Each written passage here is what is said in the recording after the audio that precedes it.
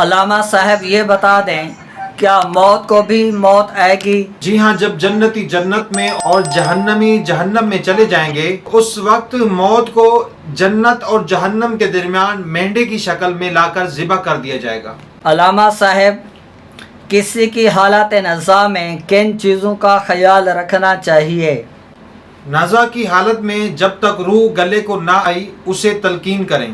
تلقین کرنے والا کوئی نیک شخص ہو، ایسے وقت نیک اور پرہیزگار لوگوں کا اس کے پاس ہونا بہت اچھا ہے، اور اس وقت وہاں سورۃ یاسین شریف کی تلاوت اور خوشبو ہونا مستحب ہے۔ مثلا لوبان یا اگر کی بتیاں سلگا دیں، مکان میں کوئی تصویر یا کتا نہ ہو، اگر یہ چیزیں ہوں تو فوراً نکال دی جائیں کہ جہاں یہ ہوتی ہیں رحمت کے فرشتے نہیں آتے۔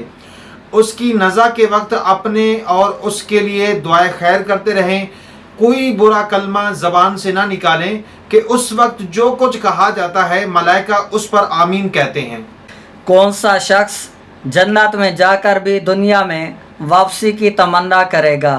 حدیث شریف میں ہے کہ شہید اس بات کی تمنا کرے گا کہ لوٹ کے دنیا میں جائے اور 10 مرتبہ راہ خدا میں قتل ہو کر دوبارہ شہید کیا جائے۔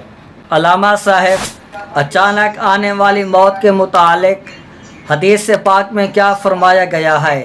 حضور نبی کریم صلی اللہ تعالی علیہ وسلم ارشاد فرماتے ہیں، اچانک موت مومن کے لیے راحت اور فاجر اور کافر اور فاسق کے لیے پکڑ ہے۔